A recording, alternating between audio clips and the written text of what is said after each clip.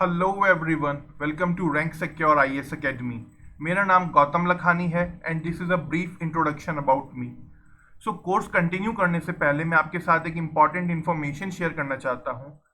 अगर आपको Unacademy plus subscription लेना है so you can use our referral code that is rank 10। ये रेफरल कोड यूज़ करके आपको एक अच्छा डिस्काउंट मिलेगा अनअकैडमी प्लस सब्सक्रिप्शन के ऊपर। अगर आपकी कोई क्वेरीज हैं अनअकैडमी प्लस से रिलेटेड तो आप हमको कॉल या व्हाट्सएप कर सकते हैं इस गिवन नंबर के ऊपर। So now moving to the course. ये जो कोर्स है ये तमिलनाडु बोर्ड क्लास 11 हिस्ट्री के बारे में है और इसके अंदर मैंने ancient India, medieval India along with an art and culture cover कर लिया है। तो आज के सेशन में हम लोग देखने वाले हैं lesson number 9 that is Gupta empire. अगर आपने मेरे प्रीवियस सेशंस देखे होंगे तो उनके अंदर मैंने chapter number 1 to chapter number 8 cover कर लिया है, जिनका लिंक जो है नीचे डिस्क्रिप्शन में प्लेलिस्ट में गिवन है। तो आप जाइए वो प्लेलिस्ट देखिए जिससे आपको एक बैकग्राउंड के बारे में भी पता लगे। जो लास्ट सेशन था उसके अंदर मैंने संगम एज के बारे में पढ़ाया था। सो आज के सेशन में हम पढ़ेंगे गुप्ता एम्पायर के बारे में। सो आइए कोर्स कंटिन्यू करते हैं। जो आज का सेशन है हम इसमें पढ़ेंगे sources for the study of Guptas की क्या क्या सोर्सेज थे, फिर समुद्रगुप्त की अचीवमेंट्स के बारे में, चंद्रगुप्त सेकंड विक्रमादित्य की अचीवमेंट्स के बारे में, फिर जो फाहिन चाइनीज पिलग्रिमेज था, ट्रैवलर था, उसके बारे में पढ़ेंगे। फिर गुप्ता एडमिनिस्ट्रेशन, सोसाइटी और इकोनॉमी के बारे में पढ़ेंगे। फिर उसके बाद हम पढ़ेंगे आर्ट एंड कल्चर यानी लिटरेचर, आर्ट, आर्किटेक्चर और साइंटिफिक डेवलपमेंट क्या हुआ गुप्ता पीरियड में। So now moving to the today's session. सबसे पहले अगर हम बात करें सोर्सेज के बारे में तो जो गुप्ता टाइम के सोर्सेज हैं वो बेसिकली 3 पार्ट्स में डिवाइडेड है। एक तो है लिटरेरी यानी कि लिटरेरी सोर्सेज हो गए, फिर उसके बाद है एपिग्राफिकल और तीसरे हैं न्यूमिस्मेटिक्स।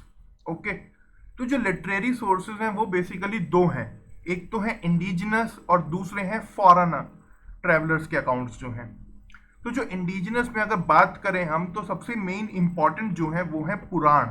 पुराण से जो है हमें एक रॉयल जिनोलॉजी के बारे में पता लगता है गुप्ता पीरियड की, कि कौन कब क्या क्या कौन कौन रूलर्स थे, इन सब के बारे में हमें पता लगता है पुराण से। वहीं अगर हम बात करें अदर कंटेम्प्रेरी वर्क्स की जो कि अदर ऑथर्स ने लिखे थे, जैसे कि देवी चंद्रगुप्तम, मुद्रा राक्षसम जो कि विशाख दत्त ने लिखे थे, ये हमें इंफॉर्मेशन प्रोवाइड करते हैं गुप्तास के राइज के बारे में कि how Gupta rose to an imperial power. तो इससे हमें इनके बारे में पता लगता है। वहीं अगर हम बात करें फॉरेन अकाउंट्स के बारे में यानी जो फॉरेन अकाउंट्स थे तो उसमें जो सबसे मेन और मोस्ट इंपॉर्टेंट अकाउंट है वो है चाइनीज ट्रैवलर फाहिन का। तो फाहिन ने जब वो इंडिया आया चंद्रगुप्त सेकंड विक्रमादित्य के टाइम पर तो उन्होंने एक वैल्यूएबल अकाउंट लिखा, तो जो कि हमें सोशल, इकोनॉमिक और रिलीजियस लाइफ कंडीशंस के बारे में बताता है गुप्ता एम्पायर की, कि कैसी सोसाइटी थी, कैसी इकोनॉमिक कंडीशंस थी और कैसी रिलीजियस कंडीशंस थी गुप्ता एम्पायर में। Okay, so these were the literary sources. So now moving to the epigraphical sources. जो एपिग्राफिकल सोर्सेज हैं उनमें जो है इंस्क्रिप्शंस बहुत ज़्यादा इंपॉर्टेंट हैं। जो कि है सबसे मेन इंपॉर्टेंट इंस्क्रिप्शन है वो है मेहरौली आयरन पिलर इंस्क्रिप्शन, जो चंद्रगुप्त फर्स्ट की अचीवमेंट्स के बारे में बताता है। वहीं अगर हम बात करें समुद्रगुप्त के बारे में तो इलाहाबाद पिलर इंस्क्रिप्शन जो है वो समुद्रगुप्त की अचीवमेंट्स के बारे में बहुत ही ज़्यादा डिटेल में बताता है। और जो ये इंस्क्रिप्शन है ये बेसिकली अशोकन पिलर के ऊपर लिखा गया है। It was engraved on Ashokan pillar. जो अशोक ने पिलर्स बनवाए थे ये उसी के ऊपर ही इलाहाबाद पिलर इंस्क्रिप्शन जो है समुद्रगुप्त के अचीवमेंट्स जो हैं उसी पिलर के ऊपर एनग्रेव्ड हैं, अशोकन पिलर के ऊपर ही।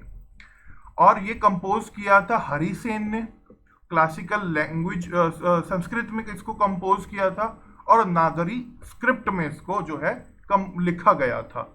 ठीक है, तो इसमें हमें पता लगता है कि समुद्रगुप्त के एक्सेशन के टाइम पे क्या सर्कमस्टेंसेस थे, उसके मिलिट्री कैंपेन्स के बारे में जो नॉर्थ इंडिया और डेक्कन में करे, और अदर कंटेम्प्रेरी रूलर्स के साथ उनकी क्या रिलेशनशिप थी। तो Allahabad pillar inscription gives us a great knowledge about the Gupta period, specifically about the Samudragupta, कि how he accessed the throne and what about are his military expeditions, और क्या क्या उसके रिलेशंस थे कंटेम्प्रेरी रूलर्स के साथ। वहीं अगर हम बात करें न्यूमिस्मैटिक्स की, तो जो गुप्ता एज के क्वाइंस हैं वो बहुत ही ज़्यादा इम्पॉर्टेंट हैं। क्यों?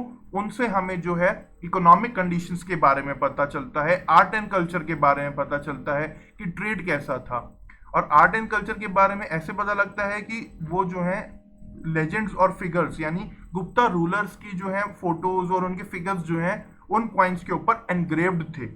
वहीं साथ साथ जो गुप्ता रूलर्स टाइटल्स लेते थे, महाराजा, महाराजा धीराज, तो वो टाइटल्स भी जो हैं, और जो सेक्रीफाइसेस करते थे वो लोग, अश्वमेध सेक्रीफाइस, राजसूय सेक्रीफाइस, तो वो सब के बारे में भी वो लोग अपने क्वाइंस के ऊपर क्या करते थे, एनग्रेव्स कराते थे, उसको डेसिफर कराते थे। तो हमें पता लगता है क्वाइंस से भी गुप्ता पीरियड के बारे में।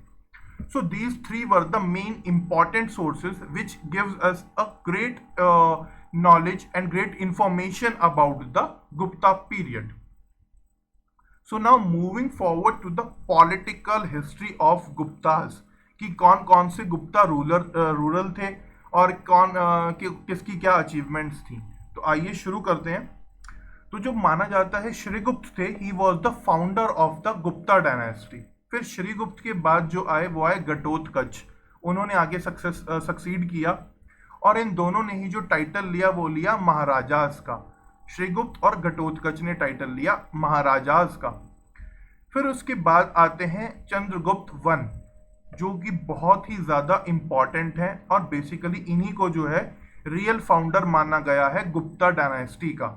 इन्होंने एक्सेस करा थ्रोन 320 AD के अंदर, and he was the first to be called as Maharajadhiraj. इन्होंने सबसे पहले गुप्ता थे ये जिन्होंने महाराजा धीराज का टाइटल लिया।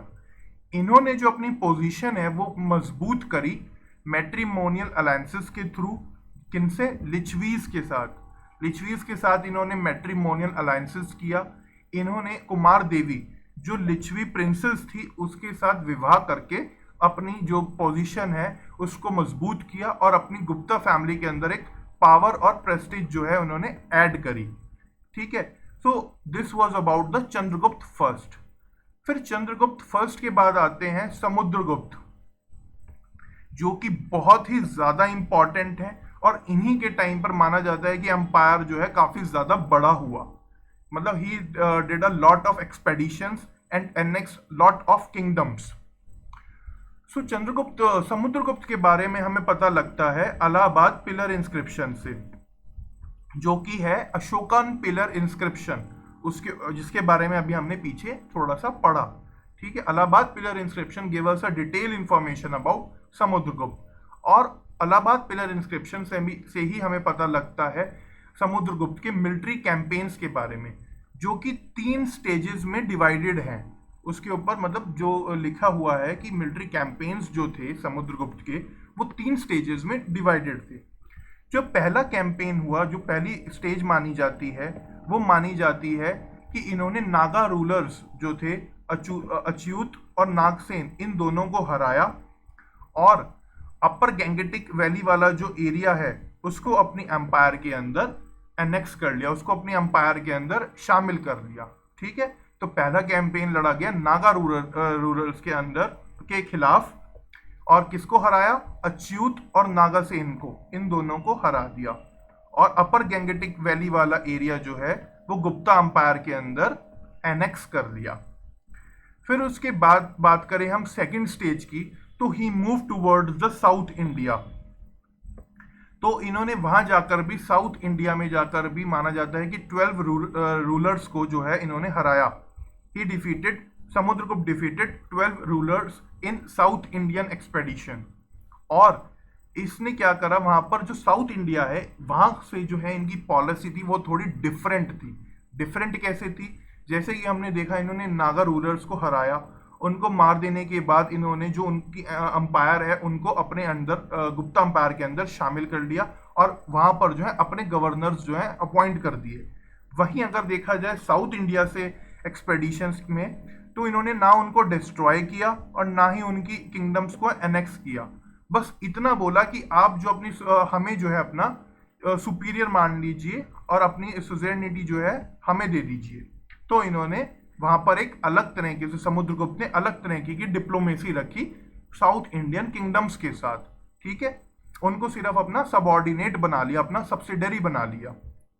वहीं अगर हम बात करें थर्ड स्टेज के बारे में, जो समुद्रगुप्त कैंपेन के थर्ड स्टेज है, उसमें है कि अदर जो नॉर्थ इंडिया में नागा रूलर जो मेन नागा रूलर थे ये गैंगेटिक वैली के, उनके अलावा जो रूलर्स थे उनको हराया है इन्होंने, eliminating his remaining north India rivals.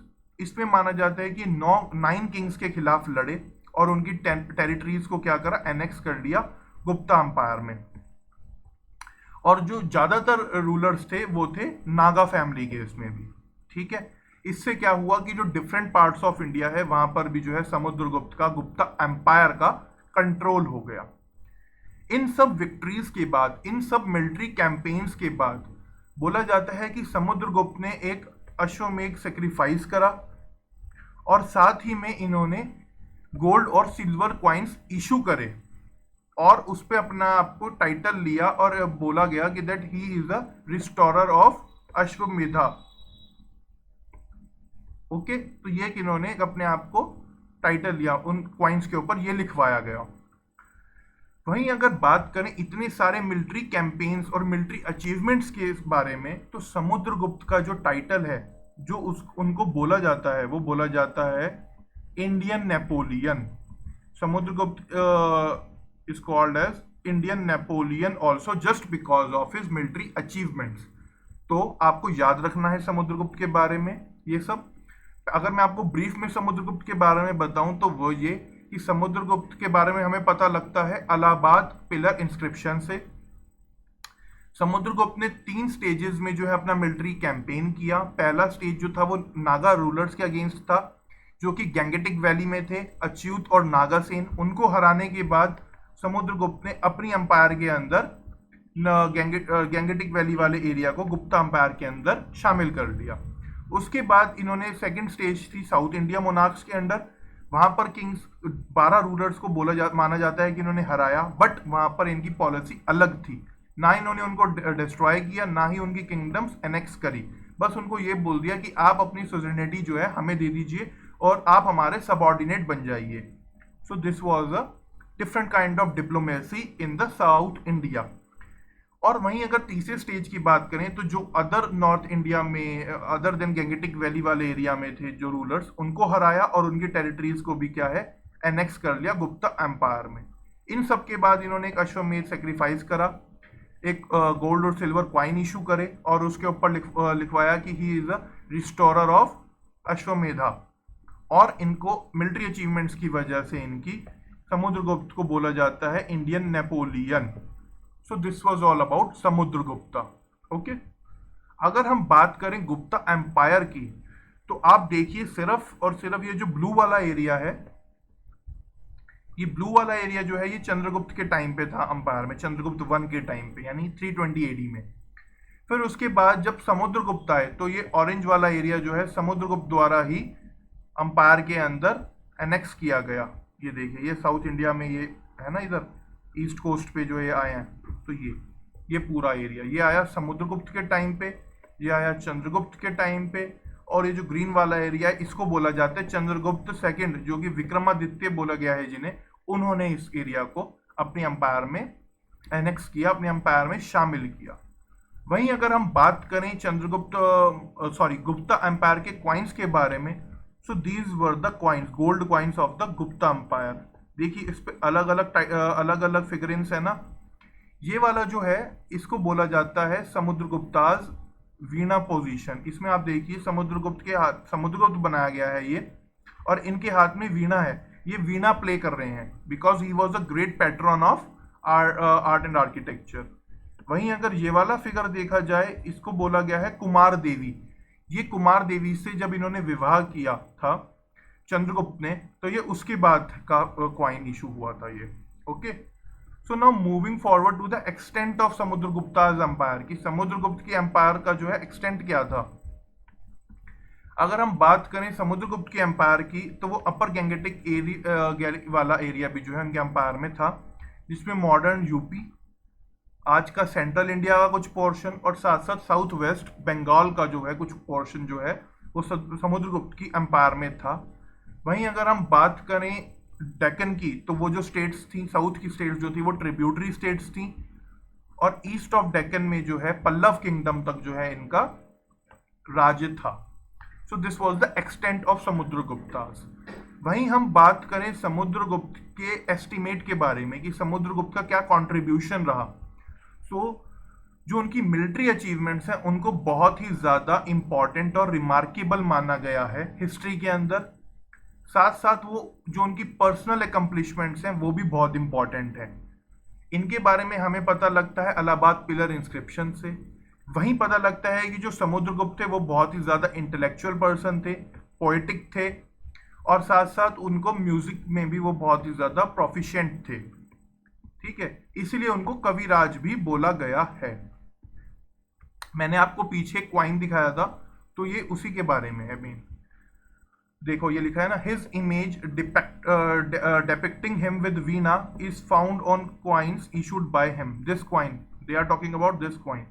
ये जो क्वाइन है ये इसके बारे में बात हो रही है। ठीक है, वहीं हम बात करें, इन्होंने बहुत सारे पोएट्स को भी और स्कॉलर्स को भी जो है पैट्रनेज किया था, जिसमें Hari Sen was the one. और इन्होंने साथ साथ संस्कृत लिटरेचर का और लर्निंग का बहुत ज़्यादा प्रमोशन भी किया था। और जो गुप्तास थी वो वैश्वनिज्म के जो है फॉलोअर्स थे। इसी तरह के समुद्रगुप्त भी जो थे वो वैष्णविज्म के फॉलोअर थे, but he was tolerant against the other sects also.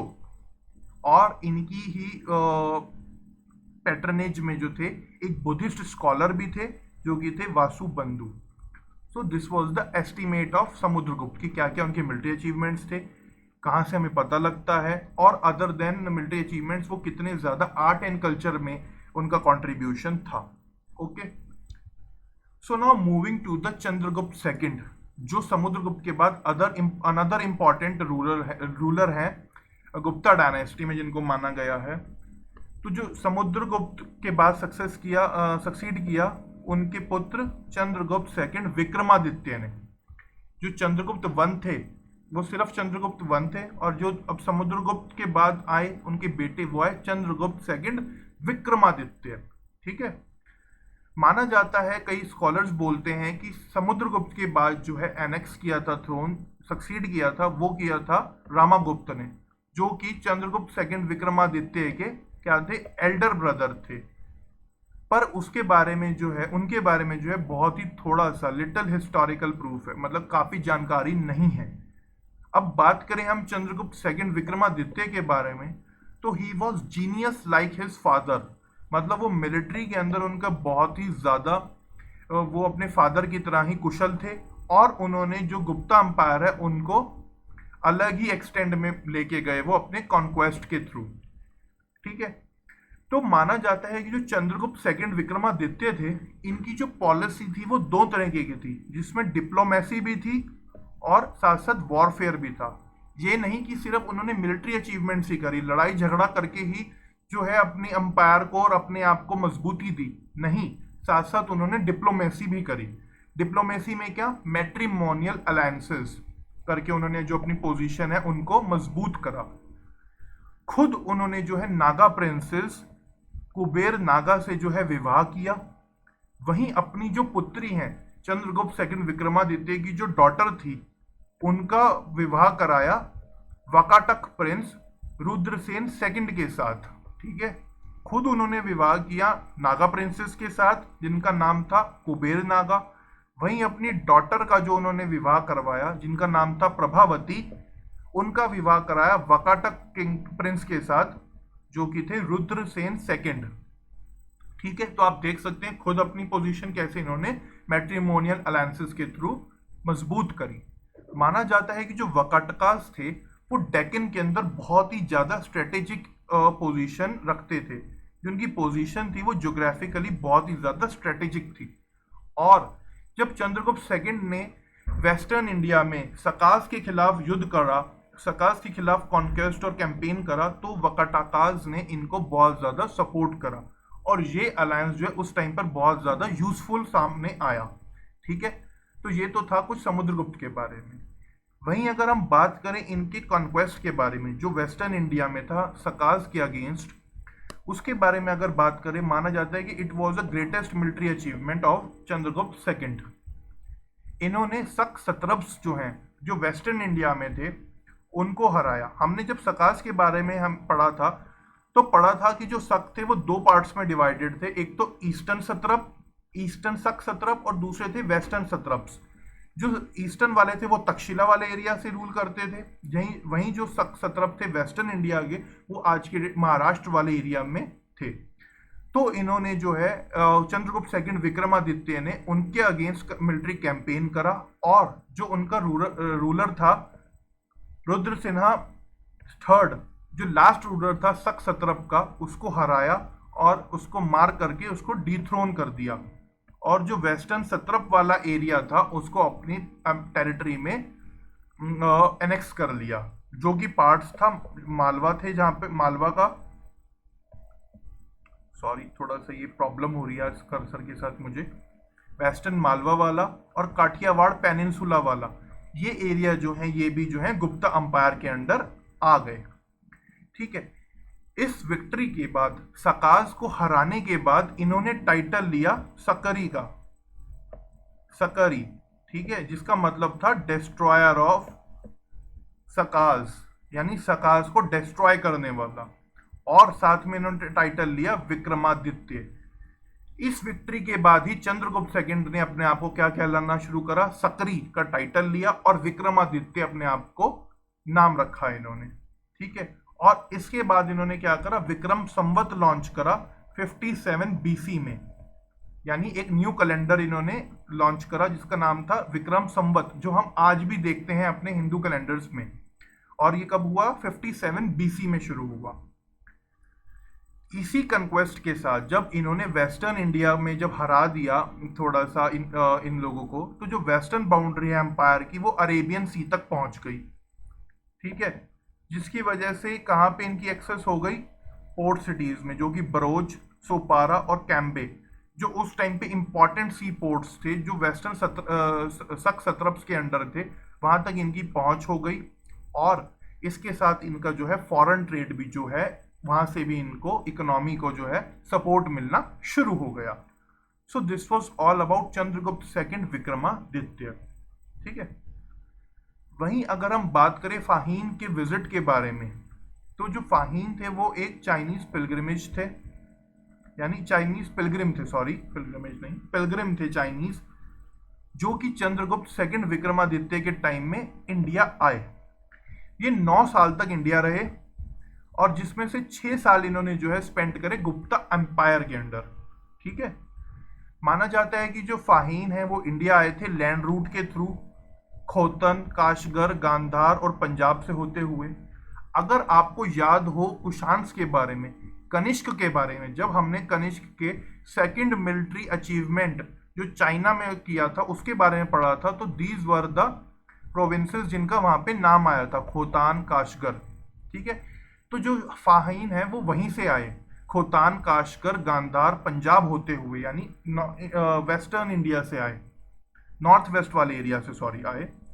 और आकर के इन्होंने कहाँ विजिट किया, पेशावर, फिर उसके बाद मथुरा, कन्नौज, श्रावस्ती, कपिलवस्तु, कुशीनगर, पाटलिपुत्रा, काशी, बोध गया।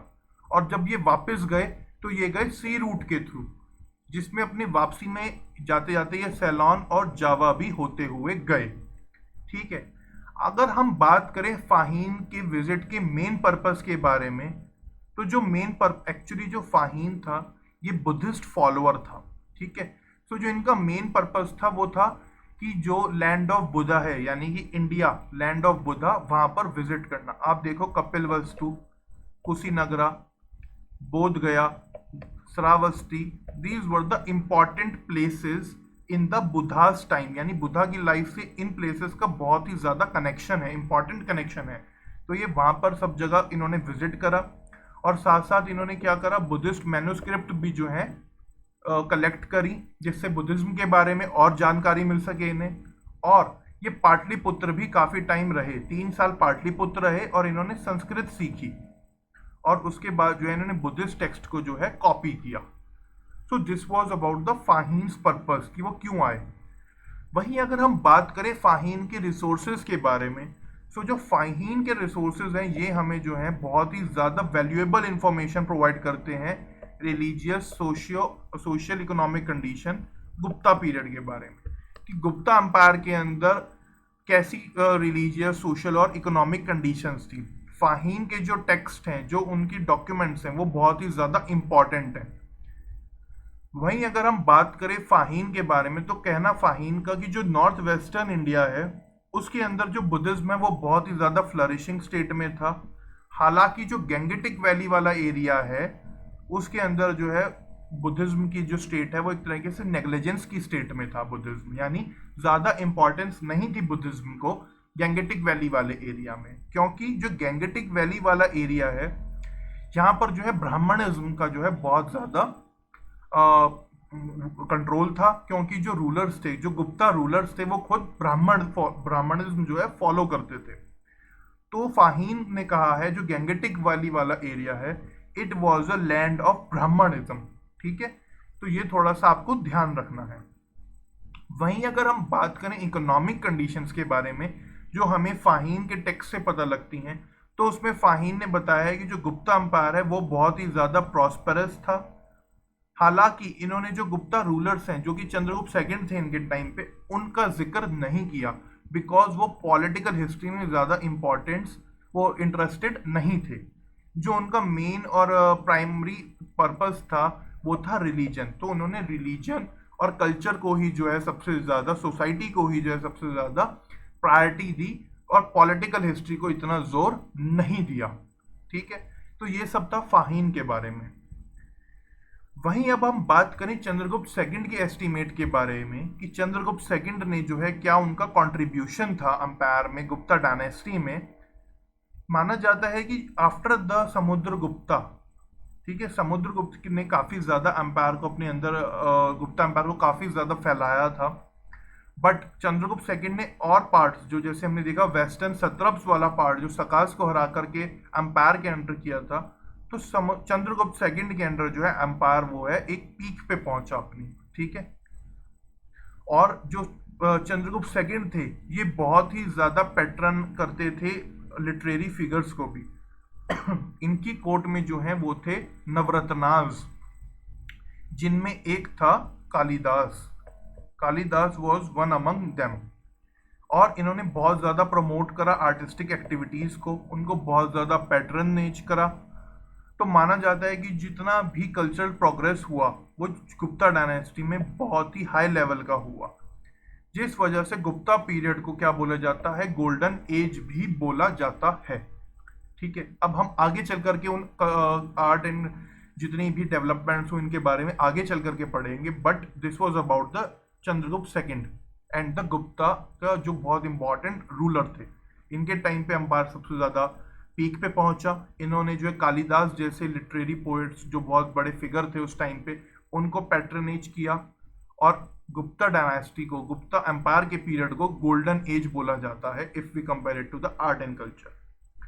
अगर हम बात करें इंडियन हिस्ट्री की ना, तो आफ्टर द मौर्याज, एक तो मौर्याज जो है पैन इंडिया अंपायर बनाने में जो है सक्सेसफुल रहे थे, यानी कि जो अशोक था उनके टाइम पे भी नॉर्थ वेस्ट इंडिया से लेकर के डेक्कन इंडिया तक जो है जो मौर्यन अंपायर के अंडर था एरिया।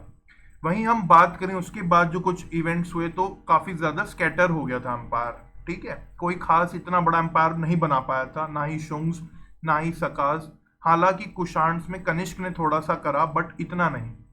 वहीं हम बात करें गुप्ता के टाइम पे, तो गुप्ता के टाइम पे भी, गुप्ता डायनेस्टी के टाइम पे भी बहुत बड़ा अंपायर था जो कि नॉर्थ वेस्ट इंडिया से लेकर के डेक्कन में पल्लवा ईस्ट तक जो है वो पहुंचा था। ठीक है, अब हम बात करें अगर सक्सेसर्स की कि चंद्रगुप्त सेकंड के क्या कौन कौन सक्सेसर्स थे, तो चंद्रगुप्त सेकंड को सक्सीड किया उनके बेटे कुमारगुप्त ने। ठीक है, और जो इनका रैन पीरियड है वो बहुत ही ज़्यादा पीस और प्रॉस्पेरिटी वाला माना गया है। इनके टाइम पे कुछ ज़्यादा हलचल नहीं हुई। इन्होंने बहुत ज़्यादा कॉइन्स इशू करे अलग अलग तरीके के, और अश्वमेध सेक्रीफाइसेस भी करे। अगर बात करें इनके सबसे ज़्यादा इम्पोर्टेंस की कि इन्होंने सबसे ज़्यादा क्या कंट्रीब्यूट करा, तो वो था नालंदा डायनेस्टी का फाउंडेशन। ठीक है, इन्होंने नालंदा डायनेस्टी जो एस्टैब्लिश करी, वही कुमारगुप्त की सबसे बड़ी अचीवमेंट मानी जाती है। फिर उसके बाद जो है पुष्यमित्रास जो थे वो एक ट्राइब थे, उन्होंने गुप्तास को हरा दिया, गुप्ता आर्मी को।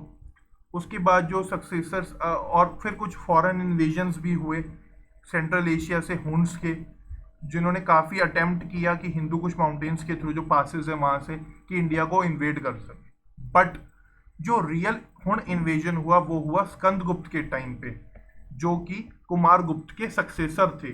उन्होंने ही जो है हुन इन्वेजन फेस किया और हुन्स के खिलाफ सक्सेसफुली जीता उन्होंने और अपनी अंपायर को बचा लिया।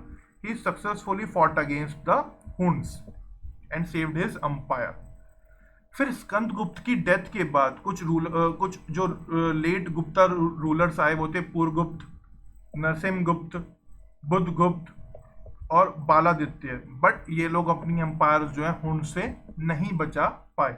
हुन्स ने फिर अटैक करा और जो है गुप्ता अंपायर को जो है हरा दी, गुप्तास को हरा करके गुप्ता अंपायर पर कंट्रोल कर लिया।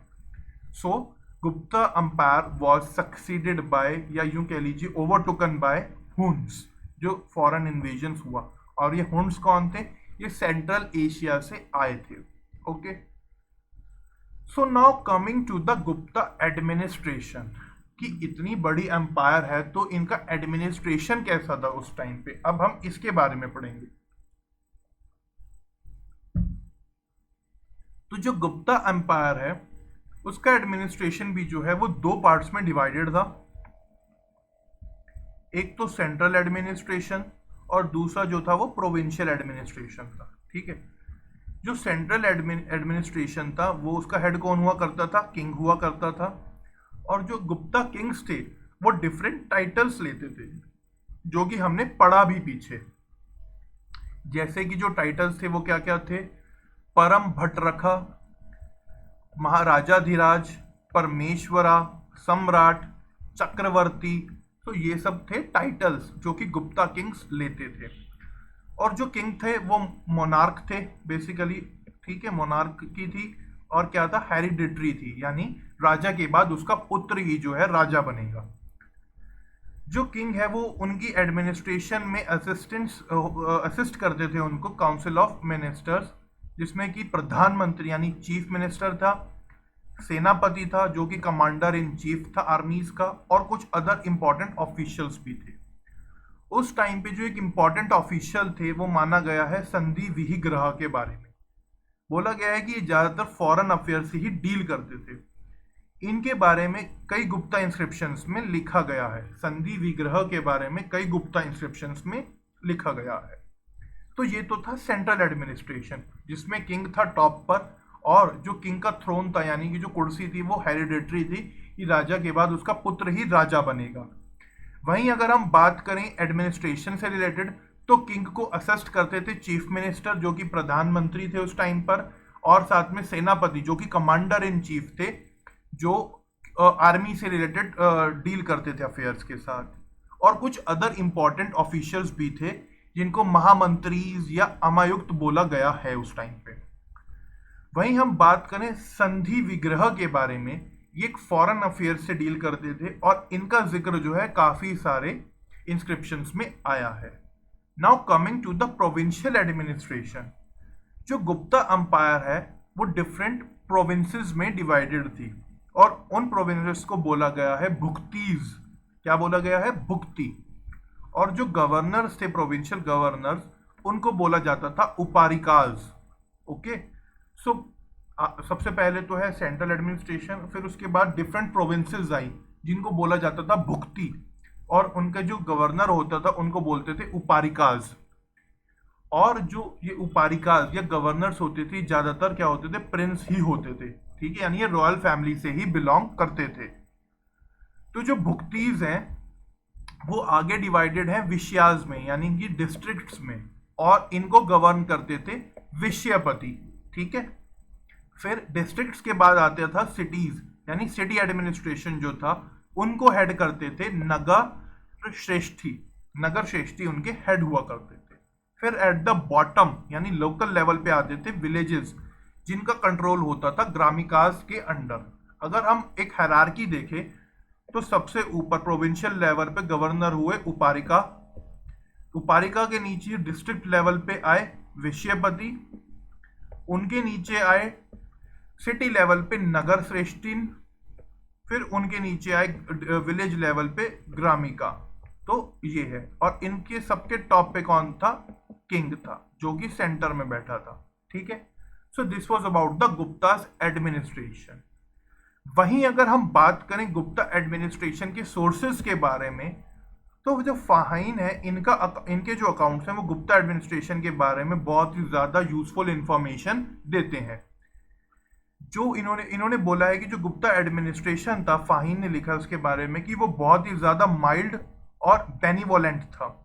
ठीक है, और बोला है जो पीपल थे उस टाइम पर वो बहुत ज्यादा प्रॉस्परस थे और क्राइम्स वगैरह इतने नहीं होते थे, जिस वजह से फाहिन भी जो है फियरलेसली ट्रेवल कर पाए गैंगेटिक वैली वाले एरिया में। ठीक है, और माना गया है कि जो गुप्ता एडमिनिस्ट्रेशन था वो ज्यादा लिबरल था एज कंपेयर टू मौर्याज, यानी मौर्याज के कंपेरेटिवली वो बहुत ज्यादा लिबरल था जो गुप्ता एडमिनिस्ट्रेशन था। ठीक है, so this was about the Gupta administration. Now coming to the social life, कि गुप्ता एडमिनिस्ट्रेशन में सोशल लाइफ कैसी थी उस टाइम पर, तो इसके बारे में भी हमें कुछ इंडिजिनस सोर्सेज से भी पता लगता है और फाहीन के टेक्स्ट से भी हमें पता लगता है। उस टाइम पर जो कास्ट सिस्टम है वो बहुत ज्यादा रिजिड हो गया और ब्राह्मण्स ने टॉप लेडर जो है ऑक्यूपाई कर लिया सोसाइटी में, यानी फिर ब्राह्मण्स जो है वो टॉप पर आ गए। Okay, Brahmans at the top. वहीं अगर देखें साथ साथ अनटचेबिलिटी भी जो है वो शुरू हो गई जो अगेंस्ट ही शूद्रास के, और उनको नाम रखा गया चांडाल्स। उनको बोला जाता था चांडाल्स। फाहीन ने बोला है कि जो ये चांडाल्स थे दे वर सेग्रीगेटेड फ्रॉम द सोसाइटी, और इनकी जो कंडीशन थी वो बहुत ही ज्यादा मिजरेबल थी, और इसके बारे में फाहीन ने बहुत ही इलेबोरेटिव वे में लिखा है। वहीं अगर देखें वुमेन्स के बारे में, जो विमेन की पोजीशन थी वो भी बहुत ज्यादा मिजरेबल थी गुप्ता टाइम में, और उनको जो है प्रोहिबिट कर दिया गया था स्टडी से, यानी कि वो अब कोई स्टडी नहीं कर सकती थी रिलीजियस टेक्स्ट वगैरह की, यानी वो विमेन्स जो थी वो पुराण वगैरह नहीं पढ़ सकती थी। और अगर देखा जाए पर्सनल लाइफ के बारे में मैरिज से रिलेटेड, तो जो स्वयंवर वगैरह पहले होते थे, जो एक आज़ादी थी अपना वर चुनने की, अपना हस्बैंड चुनने की, वो भी छीन ली गई उनसे। और अकॉर्डिंग टू मनुस्मृति सजेस्ट करता है कि जो वुमेन है, जो गर्ल्स हैं, उनकी अर्ली मैरिज हो जानी चाहिए। तो आप देखिए सामाजिक क्रूरताएं जो हैं आनी शुरू हो गई थी सोसाइटी में उस टाइम पे, कैसे कास्ट सिस्टम रिजिड हो गया बहुत ज़्यादा। फिर उसके बाद जो है अनटचेबिलिटी भी आ गई धीरे धीरे, और चांडाल्स जो ये शूद्रास वगैरह थे लोअर कम्युनिटी में रखा गया उनको, और वो सोसाइटी से एक तरीके से सेग्रीगेटेड थे, और जो उनकी कंडीशन है वो बहुत ज़्यादा मिजरेबल थी उस टाइम पे। वहीं अगर हम बात करें वुमेन के बारे में, तो जो वुमेन की पोजीशन है वो भी बहुत ज़्यादा मिजरेबल थी गुप्ता टाइम में। स्वयंवर नहीं होते थे और अर्ली मैरिज जो है शुरू हो गई थी। ठीक है, अगर बात करें थोड़ा सा रिलीजन के बारे में, थोड़ा रिलीजियस लाइफ के बारे में, now coming to the religious fair, तो गुप्तास जो थे वो खुद ब्राह्मणिज्म के फॉलोअर्स थे, और उस टाइम पे जो ब्राह्मणिज्म था वो दो सेक्ट्स में डिवाइडेड था। कौन कौन से? वैश्वनिज्म एंड सेविज्म। जो वैश्वनिज्म थे वो थे विष्णु के फॉलोअर्स, और जो सेविज्म थे वो थे शिव के फॉलोअर। तो जो गुप्ता किंग्स थे वो खुद थे वैश्वनाइट्स थे, यानी वो वैश्वनिज्म फॉलो करते थे, और उन्होंने काफी ज्यादा अश्वमेघ सेक्रीफाइसेस भी कराए, और साथ साथ कई मूर्तियां भी बनने लगी, जिससे मूर्ति की वर्शिप ऑफ इमेजेस शुरू हो गई। रिलीजियस फेस्टिवल्स होते थे बहुत लार्ज स्केल पर, और बहुत बड़े बड़े रिचुअल्स होते थे। ठीक है, इलेबोरेटिव रिचुअल्स जो हैं होते थे उस टाइम पे, और उस टाइम पर ही रिलीजियस टेक्स्ट पुराण्स भी जो हैं वो कंपोज करे गए। अब बात करें जैसे जैसे ब्राह्मणिज्म बढ़ा, ब्राह्मणिज्म जो फ्लरिश हुआ, तो वहीं वहीं जो बुद्धिज्म और जैनिज्म है इनका नेग्लिजेंस शुरू हो गया। फाहीन ने बोला है कि जो गैंगेटिक वैली वाला एरिया है वो बहुत ही ज़्यादा, उसमें बुद्धिज्म की जो कंडीशन थी वो बहुत ही ज़्यादा खराब थी गुप्ताज के अंडर, और वो लैंड ऑफ ब्राह्मण था, यानी ब्राह्मणिज्म वहाँ पे बहुत ज़्यादा था। बुद्धिज्म को इतना ज़्यादा सपोर्ट नहीं मिला गुप्ताज के टाइम पे। वहीं अगर हम बात करें जैनिज्म के बारे में, तो जो जैनिज्म है, इंडियन जैनिज्म जो है वो इंडिया के अंदर वेस्ट इंडिया और सदर्न इंडिया में जो है जैनिज्म फ्लरिश हुआ गुप्ताज के टाइम पे। और इसी टाइम पर वल्लभी में भी जो है वो जैन काउंसिल हुई, जिसमें कि श्वेताम्बराज के बारे में लिखा गया, जो कि एक सेक्ट था जैन्स का। ठीक है, so this was about the social and the religious life. Okay, so जो कास्ट सिस्टम था, अनटचेबिलिटी शुरू हो गई, चांडाल्स माना गया शूद्रास वगैरह को, उनकी कंडीशन बहुत ज़्यादा मिजरेबल थी, वुमेन्स की पोजीशन बहुत ज़्यादा मिजरेबल थी, उनको अर्ली मैरिज करने को बोला जाता था। वहीं अगर रिलीजियस एस्पेक्ट से देखा जाए तो ब्राह्मणिज्म था, और ब्राह्मणिज्म भी दो पार्ट्स में डिवाइडेड था, वैश्वनिज्म और शैविज्म। और जो गुप्तास थे वो वैश्वनाइट थे, वो वैश्वनिज्म के फॉलोअर थे, अश्वमेधा सेक्रीफाइसेस करते थे, मूर्ति पूजा होती थी, बहुत सारे रिलीजियस फेस्टिवल सेलिब्रेट करे जाते थे, इलेबोरेटिव रिचुअल्स होते थे। ब्राह्मणिज्म की वजह से जो है बुद्धिज्म और जैनिज्म का नेग्लिजेंस होता था गैंगेटिक वैली वाले एरिया में। और जो जैनिज्म है वो काफ़ी हद तक सदर्न और वेस्टर्न इंडिया में फ्लरिश हुआ गुप्तास के टाइम पर, और बहुत बड़ी जैन काउंसिल भी हुई वल्लभी में, जिसमें श्वेताम्बराज के बारे में लिखा गया। So this was all about the social life. Now coming to the art and culture, जो कि बहुत ज़्यादा इंपॉर्टेंट है। तो गुप्ता पीरियड को बोला जाता है कि इस टाइम पर ट्रेमेंडस प्रोग्रेस हुई थी आर्ट एंड कल्चर की फील्ड में, जिसमें साइंस और लिटरेचर का भी बहुत ज़्यादा डेवलपमेंट हुआ था। इसी वजह से गुप्ता एज को बोला जाता है गोल्डन एज। ठीक है, now coming to art and architecture. तो आर्किटेक्चर जो है वो गुप्ता पीरियड में एक बहुत ज़्यादा इंपॉर्टेंस प्लेस रखता है। क्यों? क्योंकि इसी टाइम पर जो है नागर और द्रविडियन स्टाइल्स का भी जो है आर्ट का इवोल्यूशन हुआ। ठीक है, नागर और द्रविडियन स्टाइल्स भी आए, और जो इनके एविडेंसेस हैं, ये मोस्ट ऑफ द आर्किटेक्चर जो है वो लॉस्ट हो गया because of the foreign invasions. यानी हुन्स वगैरह जब आए तो जो टेम्पल्स आर्किटेक्चर हुआ था द्रविडियन और नागर स्टाइल्स में, उनको इन्होंने बहुत ज़्यादा जो है तोड़ फोड़ कर करके उनको डिस्ट्रॉय कर दिया फॉरेन इन्वेजन्स ने। वहीं कुछ टेम्पल्स जो हैं आज भी बचे हैं, जैसे कि temple at Deogarh near Jhansi, ये एक एग्जाम्पल है। दूसरा जो है गरवा टेम्पल जो है, गरवास जो है नियर इलाहाबाद, ये भी एक एग्जाम्पल है। ये स्पेसिमेन है गुप्ता आर्ट के। हालांकि अगर गुप्ता आर्ट की बात करी जाए तो उसमें गांधार स्टाइल का कोई भी इन्फ्लुएंस नहीं है। अगर मैं आपको थोड़ा सा आर्किटेक्चर के बारे में दिखाऊं उस टाइम पर, तो ये देखिए, ये हैं कुछ गुप्ता टेम्पल्स जो हैं, ये हैं कुछ टेम्पल्स जो कि नागर और द्रविडियन स्टाइल में बनाए गए हैं।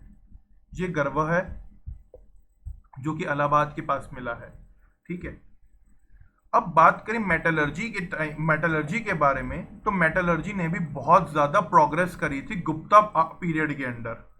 अगर हम बात करें दिल्ली आयरन पिलर की, जो कि महरौली में सिचुएटेड है, वो गुप्ता टाइम का है, और वो आज भी जो है फ्री फ्रॉम रस्ट, यानी उस पर आज भी जो है कोई भी जंग नहीं लगा है, वो आज भी फ्री फ्रॉम रस्ट है, जबकि वो इतने सालों से धूप और रेन में जो है फेस कर रहा है। इतने कई सेंचुरीज हो गई हैं, इनफैक्ट 1000 ऑफ सेंचुरीज के बाद भी। ये है वो pillar, this is a Delhi pillar, okay, जो कि महरौली में सिचुएटेड है। अगर हम बात करें गुप्ता टाइम की पेंटिंग्स के बारे में, तो हमें वो देखी जा मिलती हैं बाग केव्स में ग्वालियर के पास, और मुराल पेंटिंग्स भी हमें बहुत मिली है अजंता में, जो कि बुद्धा के लाइफ के बारे में जताका स्टोरीज जो हैं वो बताती हैं, यानी जताका स्टोरीज जो हैं डिपिक्ट करती हैं वो मुराल पेंटिंग्स जो कि अजंता में मिली हैं। और अगर बात करें न्यूमिस्मेटिक्स के बारे में, क्वाइनेज के बारे में गुप्ता टाइम के, तो उसको तो बहुत ही ज़्यादा रिमार्केबल माना गया है। समुद्रगुप्त ने माना जाता है कि 8 तरह के कॉइन्स, गोल्ड कॉइन्स जो है इशू करे, जिसमें अलग अलग तरह के फिगर्स जो थे वो इलस्ट्रेट थे, वो इंस्क्राइब थे, सॉरी। और ये इलस्ट्रेट करता है कि कितनी ज़्यादा स्किल और ग्रेट था गुप्ता का न्यूमिस्मेटिक आर्ट। अगर मैं आपको कॉइन दिखाऊं गुप्ता पीरियड का तो खुद देखिए कितना फाइन है ये, इसकी शेप से लेकर के और जो आर्ट इस पे आर्ट हुआ है, जो भी इंस्क्राइब किया गया है, तो कितना ज्यादा फाइन आर्ट है। So this was about the art in the Gupta period. ठीक है, कैसे जो है द्रविडियन और नागर स्टाइल्स जो है आर्किटेक्चर में आया, बट उसके कुछ स्पेसिमेन सब कम है क्योंकि फॉरेन इन्वेजन्स के बाद जो है उनके वो लॉस्ट हो गए। कुछ बचे हैं जैसे कि टेम्पल नियर देवगढ़ जो झांसी के पास है, और गर्व मिलते हैं इलाहाबाद के पास, वो एक स्पेसिमेंस हैं गुप्ता आर्ट के। हालांकि गांधार स्टाइल का कोई भी इन्फ्लुएंस नहीं है गुप्ता आर्ट में। ठीक है, मेटलर्जी में बहुत ज़्यादा डेवलपमेंट हुआ, दिल्ली आयरन पिलर उसका एक एग्जाम्पल है। कुछ पेंटिंग्स भी हुई बहुत ज़्यादा जो कि बाग केव्स में मिलती हैं ग्वालियर के पास। फिर मुराल पेंटिंग्स जो हैं अजंता की, वो भी बहुत इंपॉर्टेंट है उस टाइम पे। और सबसे बड़ा जो रिमार्केबल फीचर है गुप्ता आर्ट का वो है क्वाइनेज। क्वाइनेज ने बहुत ज़्यादा डेवलपमेंट किया गुप्ता के अंदर, गुप्ता एज के अंदर। Now coming to the literature, as we have studied as we have discussed earlier कि जो समुद्रगुप्त थे, चंद्रगुप्त थे, ये बहुत ज़्यादा लिटरेचर को पैट्रनेज करने वाले थे। इन लोगों ने, जैसे समुद्रगुप्त थे वो खुद एक पोएटिक स्किल्स रखते थे, वो खुद पोएम्स लिखते थे। और बात करें चंद्रगुप्त के टाइम सेकंड के टाइम की, तो चंद्रगुप्त सेकंड की जो असेंबली है और उनके दरबार में जो है कालिदास, जो बहुत बड़े उस टाइम पे लिटरेचर के फिगर थे, वो भी थे। तो बात करें लिटरेचर की, तो जो संस्कृत लैंग्वेज है, संस्कृत लैंग्वेज जो है वो गुप्तास के टाइम में बहुत ज़्यादा प्रोमिनेंट थी, बहुत ज़्यादा उसने प्रोग्रेस करी, प्रॉस्पर करा संस्कृत लैंग्वेज ने। और नागरी स्क्रिप्ट का जो है एक जन्म हुआ जो कि ब्रह्मी स्क्रिप्ट से ही इवॉल्व हुई थी। आप याद रखिएगा, नागरी स्क्रिप्ट जो है वो किससे आई है? ब्रह्मी स्क्रिप्ट से आई है। ओके, ये थोड़ा सा आप याद रखिएगा। वहीं बात करें कि गुप्ता टाइम के तो बहुत सारे हमें क्लासिकल संस्कृत वर्क्स मिलते हैं जिसमें कई एपिक्स हैं, लिरिक्स हैं, ड्रामाज हैं, प्रोज हैं। Okay, so all these belong to the Gupta age. अब हम बात करें समुद्रगुप्त के टाइम पे, तो समुद्रगुप्त की ने पैटर्न कर रखा था हरिसेन, जो कि बहुत बड़े स्कॉलर थे उस टाइम पे। और वहीं अगर बात करें चंद्रगुप्त सेकंड की, तो जो इनके कोर्ट में नवरत्नास थे उनमें कालिदास जो हैं एक बहुत ही ज्यादा इंपॉर्टेंट थे। ठीक है, कालिदास कौन थे? कालिदास उस टाइम पे बहुत बड़े लिटरेचर के फिगर थे, मतलब ये बहुत ज्यादा इंपॉर्टेंस रखते थे लिटरेचर की फील्ड में। इनके कुछ मास्टरपीस भी जो हैं जो हमें गुप्ता टाइम पे इन्होंने लिखे, जिसमें कुछ बहुत जो फेमस हुआ वो था संस्कृत ड्रामा शकुंतला। ठीक है, और दो इन्होंने प्ले लिखे जिसमें था मालविका अग्निमित्रा और दूसरा था विक्रमो वर्षिया। गाइस प्लीज, जो मैं नाम बोल रहा हूं आप इनको लिखिएगा, ये बहुत ज्यादा इंपॉर्टेंट है फैक्चुअल बेसिस पे, और आपको कुछ 20-50 वर्ड्स इनके बारे में पता भी होने चाहिए। So please right it down, note them down and Google them about. Okay, वहीं अब बात करें कुछ एपिक्स के बारे में, तो दो इन्होंने एपिक्स भी लिखे जिसमें थे रघुवंश और कुमार संभव। वहीं इन्होंने दो लिरिक्स लिखे जो थे ऋतु संहार और मेघदूत।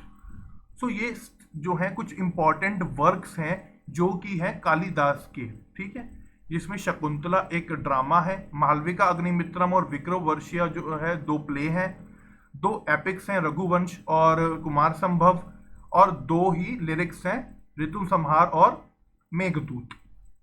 वहीं अगर हम बात करें विशाख दत्त के बारे में, तो इन्होंने भी दो ड्रामा लिखे सॉरी। एक था मुद्रा राक्षस जो कि बताता है मौर्यन टाइम्स के बारे में, मौर्यास के बारे में बताता है कि कैसे चंद्रगुप्त मौर्य और चाणक्य ने मिलकर के नंदास को हराया और क्या पॉलिटिकल सोशियो इकोनॉमिक कंडीशन थी उस टाइम पे।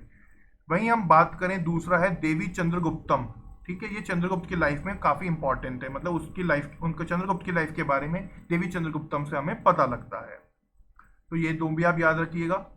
फिर आते हैं शूद्राक। तो शूद्रक जो थे वो भी बहुत इंपॉर्टेंट पोएट थे, रिनाउंड पोएट थे उस टाइम के, और इन्होंने बुक लिखी थी मृच कतिका। मृच कतिका इनकी बुक थी जो कि एक ह्यूमर और पैथोस से भरी हुई थी। ठीक है, वहीं अगर हम बात करें भारवी के बारे में, तो उन्होंने जो बुक लिखी उसका टाइटल था कृतार्जुनिया, कृतार्जुनिया, ठीक है। ये किसने लिखी? भारवी ने लिखी, जिसमें स्टोरी है कन्फ्लिक्ट की, किनके बीच में? अर्जुन और शिव जी के बीच में स्टोरी है कृतार्जुनिया के में, ठीक है। फिर उसके बाद आते हैं दंडिन, जिन्होंने जो ऑथर थे काव्य दर्शा के और 10 कुमार चरित के, ओके। और फिर सबसे बड़ा इंपॉर्टेंट वर्क जो माना जाता है इस टाइम का, वो माना जाता है वासव दत्ता, जो कि शुभांधु ने लिखा था। वासव दत्ता वॉज रिटन बाय शुभांधु। फिर पंचतंत्रा स्टोरीज, जो कि विष्णु शर्मा ने लिखी थी, वो भी बहुत इंपॉर्टेंट है और वो भी गुप्ता टाइम में ही लिखी गई हैं। पंचतंत्र स्टोरीज आपको पता है कितनी फेमस हैं, हम स्कूल्स वगैरह में भी इनके बारे में पढ़ते थे। अब बात करें थोड़ा सा बुद्धिस्ट टेक्स्ट के बारे में, तो अमर सिन्हा जो है बुद्धिस्ट ऑथर थे, अमर सिन्हा।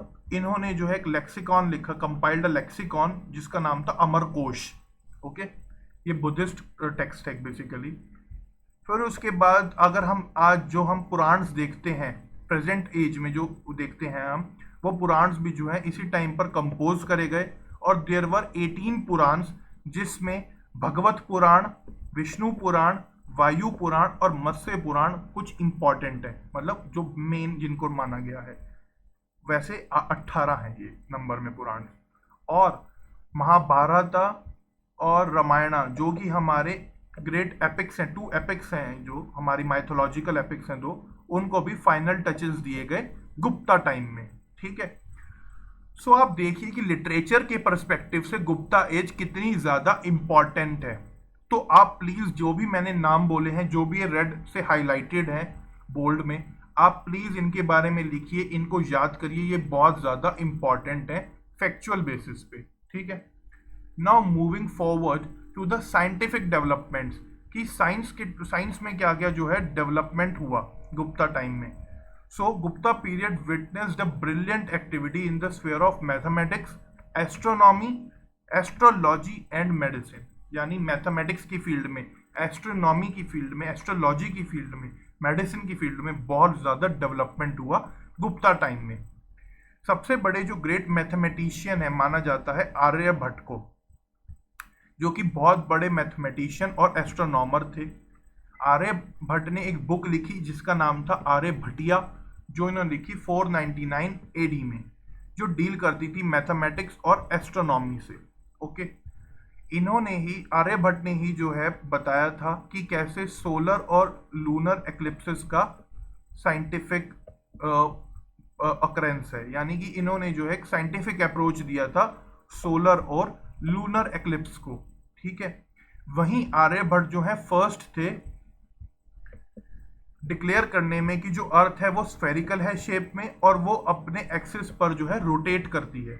हालांकि इस फैक्ट को जो है वरहम हीरा ने जो है और इन्होंने उसको डिनाई किया, बट आज भी देखिए उसको हम मान रहे हैं। तो आर्यभट्ट वाज द फर्स्ट जिन्होंने साइंटिफिक अप्रोच दिया सोलर और लूनर एक्लिप्सेस को, और उसके बाद इन्होंने सबसे पहले थे जिन्होंने बताया कि जो अर्थ है वो स्फेरिकल है शेप में और अर्थ जो है अपने एक्सिस पर जो है घूम रही है। वहीं अगर हम बात करें अनदर इंपॉर्टेंट पर्सनैलिटी की, तो वो थे वरहम हीरा। इन्होंने कंपोज किया पंच सिद्धांतिका, जिसमें 5 एस्ट्रोनॉमिकल सिस्टम्स के बारे में दिया गया है, पंच सिद्धांतिका। और ये बहुत ज़्यादा एस्ट्रोलॉजी में इनके पास अथॉरिटी थी, ये बहुत ज़्यादा ज्ञान था एस्ट्रोलॉजी से रिलेटेड भी। जो इनका वर्क है बृहद संहिता, ये संस्कृत लिटरेचर में बहुत इंपॉर्टेंट है और इसमें एस्ट्रोनॉमी और एस्ट्रोलॉजी से रिलेटेड काफ़ी कुछ लिखा गया है। वहीं जो देखिए अब ये रहा बृहद जताका, जो इनका वर्क है उसको बहुत ज़्यादा स्टैंडर्ड वर्क माना गया है एस्ट्रोलॉजी से रिलेटेड, ओके। अगर हम बात करें मेडिसिन की फील्ड में, तो वाघ भट्ट जो थे इस टाइम पे बहुत बड़े मेडिकल ट्रायो में एक थे वो, और इन्होंने ही जो है लिखी थी अष्टांग समग्रह, अष्टांग समग्रह इन्होंने बुक लिखी थी, जो कि समरी थी 8 ब्रांचेस बताती थी वो मेडिसिन की, कि जो मेडिसिन जो है 8 ब्रांचेस में डिवाइडेड है, उसकी समरी थी ये बुक जो कि लिखी थी वाघ भट्ट ने। ओके, और उसके अलावा कुछ दो इम्पॉर्टेंट स्कॉलर्स और भी हुए हैं जिनमें है चरक और सुश्रुता। ये भी कुछ इम्पॉर्टेंट स्कॉलर्स थे उस टाइम पे।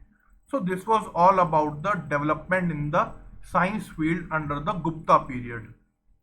So guys, thank you for watching this session. आज के सेशन में हमने पढ़ा गुप्तास के बारे में, जिसमें हमने उनकी पॉलिटिकल हिस्ट्री देखी, उनके बारे में पढ़ा, उनकी ग्रेट रूलर्स के बारे में पढ़ा, चंद्रगुप्त वन, समुद्रगुप्त, चंद्रगुप्त सेकंड, फिर कैसे गुप्ता अंपायर डिक्लाइन हो गया फॉरेन इन्वेजन्स जो करा हुन्स ने।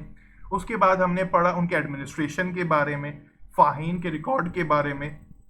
फिर हमने पढ़ा उसके बाद आर्ट एंड आर्किटेक्चर, कल्चर के बारे में, लिटरेचर के बारे में, और अब लास्ट में पढ़ा साइंस के बारे में। So guys, thank you for watching this session.